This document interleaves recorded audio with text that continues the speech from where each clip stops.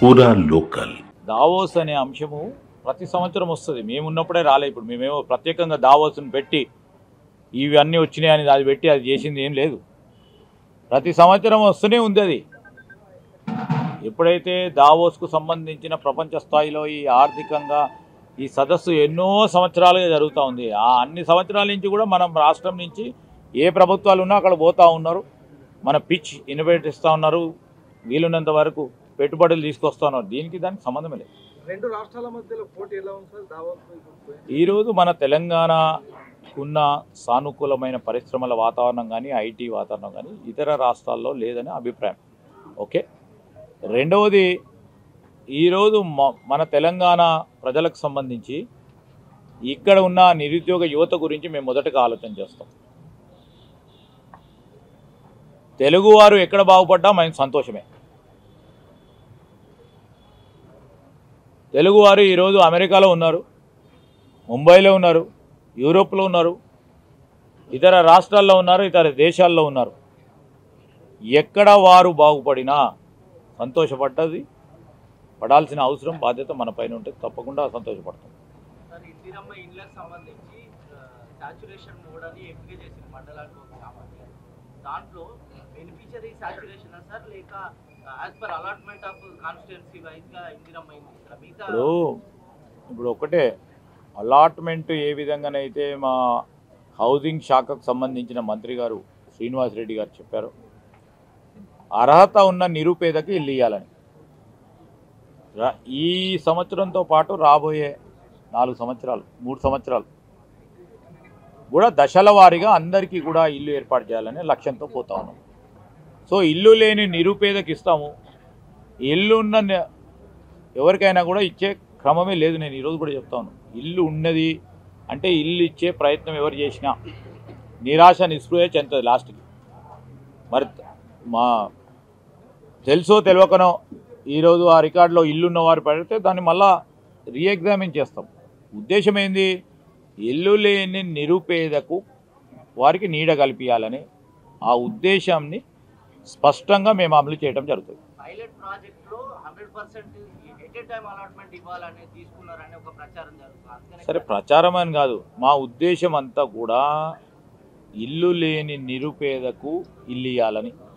ఒక గ్రామంలో ఇల్లు లేని నిరుపేదలు 2 ఉన్నారు. 50 మంది ఉండొచ్చు, ఇంకో గ్రామంలో 80 మంది ఉండొచ్చు. సో ఆ విధమైన క్రమం తీసుకుంటాం. ఎక్కడైనా ఒక ప్రోగ్రాం మొదలుపెట్టినప్పుడు కొన్ని పొరపాట్లు ఉంటాయి, లేకుంటే కొంత సమాచారం సరిగ్గా లేకపోయి ఉండొచ్చు. అవన్నిటిని కూడా సవరణ చేసుకుంటాం. తప్పకుండా సవరణ చేసుకొని చేస్తాం. Yes sir, thank you.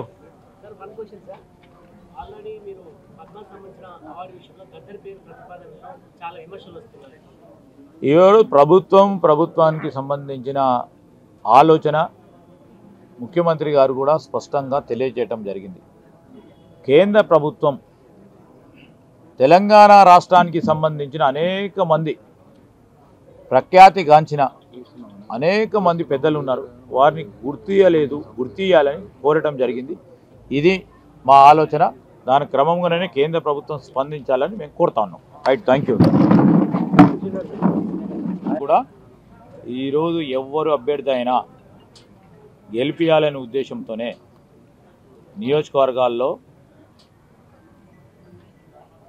నియోజకవర్గాలకు సంబంధించిన మా పెద్దలందరూ కూడా రిజిస్ట్రేషన్ చేయటం కూడా జరిగింది. సో ఎవరు నిర్ణయం చేస్తే పార్టీ బేస్ ఎవరు నిర్ణయం జరుగుతూ వారు నాకు తెలియదండి. నేను పార్టీ పరంగా నేను ఇప్పుడు ఏ పోస్ట్లో లేను. ప్రదేశ్ కాంగ్రెస్ కమిటీ అధ్యక్షులు చెప్తారు. ఫోన్ ట్యాపింగ్ ఇట్లాంటి అంశాలన్నింటినీ పక్కదో పట్టించేందుకే ఈ దావోస్ ఇవన్నీ కూడా తీసుకొచ్చినాం. దాంట్లో ప్రోత్సాహకాలు పెట్టినాం, రాయితీలు పెట్టినాం. ఎందుకు ద్వితీయ తృతీయ శ్రేణి నగరాలు కానీ ఈరోజు గ్రామీణ ప్రాంతంలో కూడా వచ్చి ఎవరైనా పరిశ్రమలు ఏర్పాటు చేస్తే ప్రోత్సాహకాలు ఇవ్వాలి వాళ్ళని ఒక ప్రధానమైన ఉద్దేశం. ఇక్కడ మనకు టాలెంట్ ఉంది. ఉదాహరణకి కరీంనగరే కానీ ఈరోజు ద్వితీయ శ్రేణి నగరాలు మన తెలంగాణ రాష్ట్రానికి సంబంధించి ఇక్కడ కూడా టాలెంట్ ఉంది. ఈ టాలెంట్ ఉపయోగించుకోవడానికి ఇక్కడ కూడా ప్రధానమైన ఇన్ఫ్రాస్ట్రక్చర్ కూడా ఏర్పాటై ఉంది. దీన్ని ఉపయోగించుకోవాలని మేము అప్పీల్ చేస్తూ ఉన్నాం. తప్పకుండా మా కృషి జరుగుతుంది. తప్పకుండా ఒక మార్పు చూపెట్టే ప్రయత్నంలోనే ఈరోజు ఎంఎస్ఎంఈ పాలసీ కానీ, ఈరోజు మేము తీసుకొస్తా ఉన్న పవర్ పాలసీ కానీ, రేపు రాబోయే కాలంలో టూరిజం పాలసీ కానీ, కొత్త విధానాలు ఉన్న విధానాల్లో మార్పులు తీసుకొస్తూ పెద్ద ఎత్తున ఉపాధి కల్పించాలనే కార్యక్రమం ద్వితీయ శ్రేణి తృతీయ శ్రేణిలో కూడా తీసుకురాబోతాను. సార్, దావోస్ పెట్టుబడులు అనేటువంటివి ఒక బ్రహ్మ పదార్థంగా మారాయి. బ్రహ్మ పదార్థంగా మారాయి. ఇది అయిపోయినా మాట. దావోస్ పెట్టుబడులు అనేటువంటివి ప్రతి సంవత్సరం ఒక బ్రహ్మ పదార్థంగా మారాయి. కేవలం ఎంఓఈలకు మాత్రమే ఇవి పరిమితం అవుతాయి. ఇంత పెద్ద ఆర్భాట ప్రచారాలు తప్ప ప్రాక్టికల్ గా ఇవన్నీ కూడా పెట్టుబడులు తర్వాత ఉపాధి వరకు రావడం లేదనేటువంటి ఒక విమర్శ. ఇప్పుడు దేశ స్థాయిలో కూడా కంటిన్యూ క్వశ్చన్, కేవలం మీరు అక్కడ ఒప్పందాలు చేసుకోవడానికి అక్కడ దాకా పోవాలన్నా చాలా కంపెనీస్ ఇక్కడ కూడా ఏదో సీఎం అది కూడా ఒక కామెంట్ చేశారు. ఇప్పుడు ఉదాహరణకి ఎవరు కామెంట్ చేసినా ఈరోజు మా ఉద్దేశం, మా లక్ష్యం ఇక్కడ ఉన్న నిరుద్యోగ యువతకు ఉపాధి కల్పించాలి.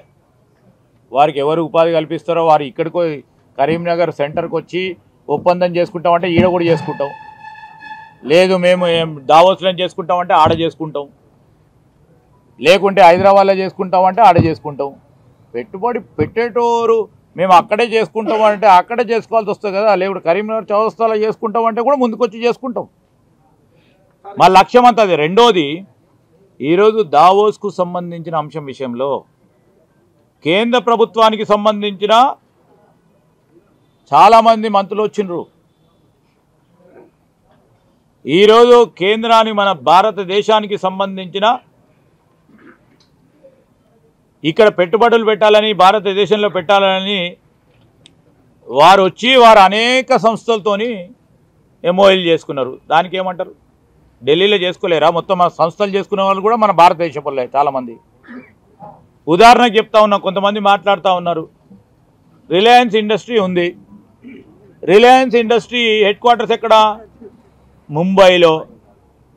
మహారాష్ట్ర గవర్నమెంట్ రిలయన్స్ ఇండస్ట్రీ వారితోనే ఒప్పందం చేసుకుంది దావోస్లో. మహారాష్ట్రకు సంబంధించిన ముఖ్యమంత్రి సచివాలయం ఒక కూట దూరంలో ఉంటుంది రిలయన్స్ హెడ్ ఆఫీస్కి. ఈరోజు బహుళజాతి కంపెనీస్కి సంబంధించి వారు వివిధ రాష్ట్రాల్లో వివిధ దేశాల్లో పెట్టుబడులు పెడతా ఉన్న సందర్భంలో ఒక వేదిక అది దావోస్. వారు వచ్చి అక్కడే పెట్టుతాము అంటే లేదు లేదు లేదు మా నరేందర్ రెడ్డి ఇంటి ముందనే పెట్టాలా, లేకపోతే మా మోహన్ ఇంటి ముందనే చేయాలి ఎంఓయు అని అనుకునేవారు అనుకుంటారు. కానీ పెట్టుబడి పెట్టే ఆ సోదరుడు, ఆ పారిశ్రామికవేత్త మేము ఇక్కడ చేస్తాము, మేము కాదు మా మోహన్ ఇంటి ముందటికే రావాలంటే అది వారు కుదరదు, మాకు కుదరదు. సో ఒక పాజిటివ్ దృక్పథంతో పోవాలి. పెట్టుబడులు ఇవాళ వచ్చినాయి, ఎంఓయూకే సంబంధమైందని నిన్న ముఖ్యమంత్రి గారు చెప్పారు. నిశ్చయమైంది పెళ్ళి, ఎంతమంది పిల్లలు పుడతారని అడిగితే ఏమైనా లాభం ఉంటుందా? ఈరోజు ఒక పాజిటివ్ దృక్పథంతో పెట్టుబడులు రావాలి. ఎంఓయూలు చేసుకున్న తర్వాత ఇంకా అనేక అంశాలు ఉంటాయి. మేము గత సంవత్సరం 18 ఒప్పందాలు చేస్తే 17 యాక్టివ్గా ఈరోజు వివిధ స్థాయిలో ఉన్నాయి. దాంట్లో 10 50% మించి పనులు అయిపోయినాయి. ఇవాళనే పెట్టుబడులు పెట్టడం, రేపే కావాలంటే ఇవాళ పెళ్లి చూపులు చూసి రేపే కావాలంటే ఎట్లనయా అన్నీ మన చెప్పినట్టుంది. ఇది వ్యవహారం మేము ఒక పాజిటివ్ దృక్పథంతో ఖచ్చితంగా కూడా ఈ రాష్ట్ర అభివృద్ధిలో మనం అందరం కూడా భాగస్వాములం కావాలి. తెలంగాణ రాష్ట్రం ఏర్పడ్డది పారిశ్రామిక రంగంలో కానీ ఐటీ రంగంలో కానీ మొదటి స్థానంలో ఉండాలి. దేశంలో ప్రపంచ స్థాయిలో ఆలోచన చేసేవారు. నేను వారిని కూడా కోరుతా ఉన్నారు, మీకున్న అనుభవంతో మాకు సలహా సూచనలు ఇవ్వండి, ఏ విధంగా ముందుకు పెడతామని. అడ్డంకులు వేయకుండా ముందుకు తీసుకెళ్లే ప్రయత్నం చేయాలని కోరుతా ఉన్నాం. ఎవరు ఇప్పుడు అఖిల భారత కాంగ్రెస్ పార్టీకి ఈరోజు కమిటీ పరిశ్రమలకు ఈ చక్కెర పరిశ్రమ షుగర్ ఫ్యాక్టరీకి సంబంధించి ప్రధానంగా నిజాం షుగర్ ఫ్యాక్టరీకి సంబంధించి కమిటీ నివేదిక ఇచ్చింది. మా అధికారులు కూడా అతి త్వరలో అంటే ఇంకా నెల రోజుల లోపలనే దాన్ని ఆచరణలు పెట్టే కార్యక్రమం చేస్తూ మేము చెప్పాం డిసెంబర్ 2025 వరకు తప్పకుండా నిజాం షుగర్ ఫ్యాక్టరీని ఏర్పాటు చేయాలని ఒక సంకల్పంతో పోతా ఉన్నాం. సరే నెల రోజులు ఇటో అటో ముందే చేయడానికి కూడా ప్రయత్నం చేస్తాం. దానికి కావాల్సిన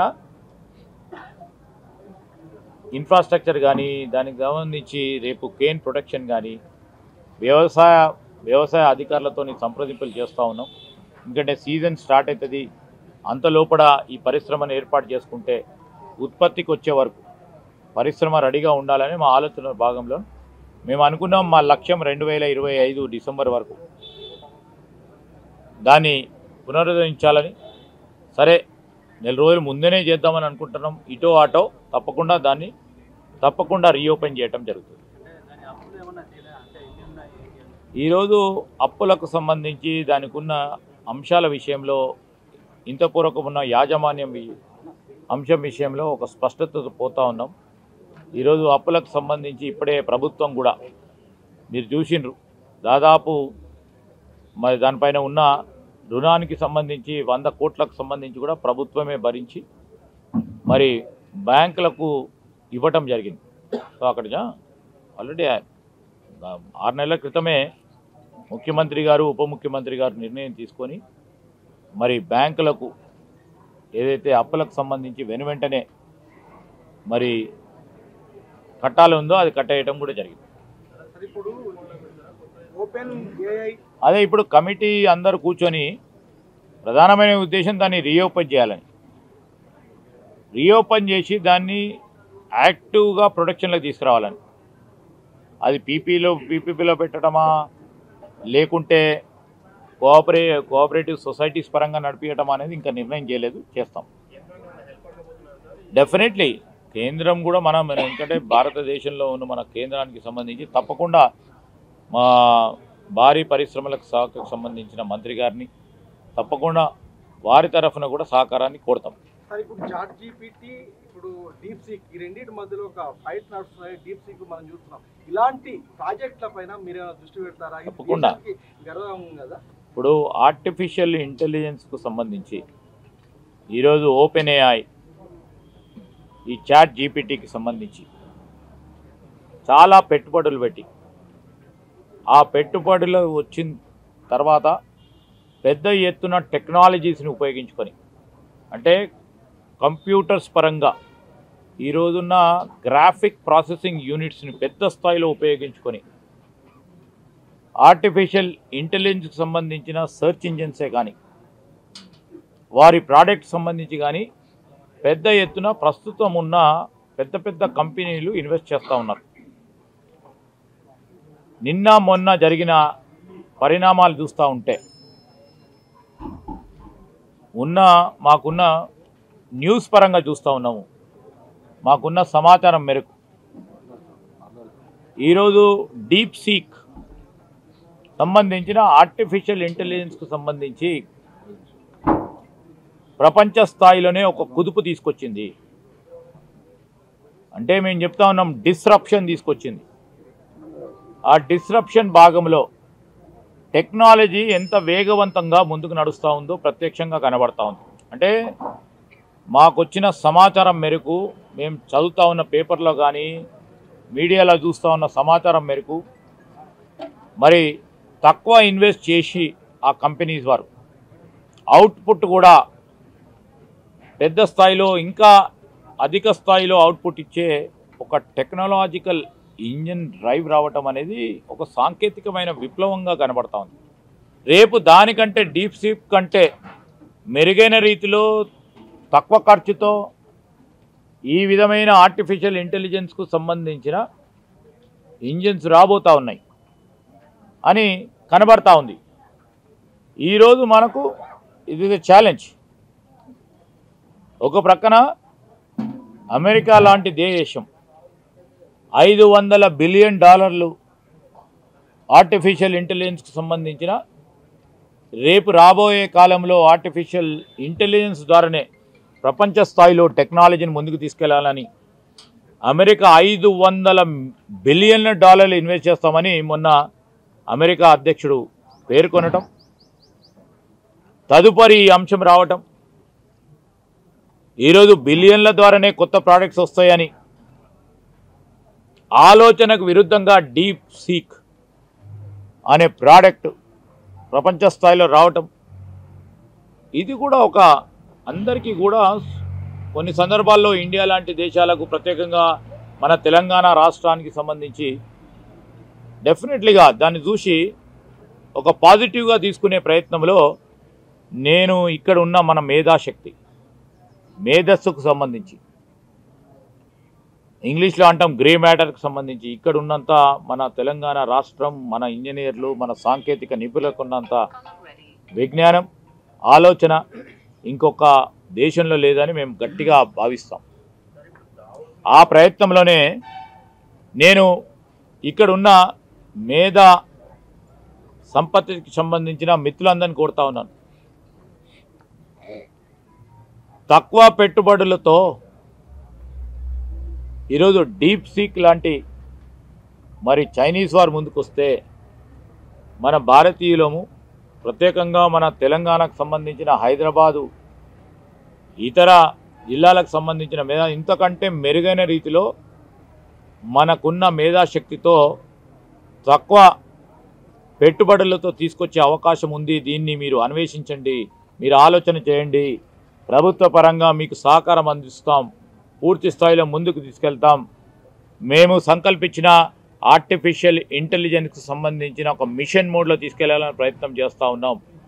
అతి త్వరలో కూడా ఇలాంటి ఆలోచన చేసే ఇంజనీర్స్ కానీ సాంకేతిక పరంగా ఉన్న పరిజ్ఞానాన్ని మరి ఉపయోగించుకొని ఇలాంటి ప్రోడక్ట్స్ తీసుకొచ్చే మీరు ఏ ప్రయత్నం చేసినా పూర్తి స్థాయిలో ప్రభుత్వ పరంగా మా తెలంగాణ రాష్ట్ర ప్రభుత్వం తరఫున సహకారం అందించడానికి వెనుకాడకుండా సాంకేతిక విప్లవంలో మనం ప్రధానమైన భాగస్వాములం కావాలని మేము వారందరినీ కోరుతా ఉన్నాం. ఎందుకంటే ఇప్పటివరకు కూడా పెద్ద ఎత్తున టెక్నాలజీ ఉండాలి. దాంట్లో ఈ జీపీయూలకు సంబంధించి ఒకటో రెండో సంస్థలు పెద్ద ఎత్తున పెద్ద ఖర్చుతో కూడుకున్న అంశం.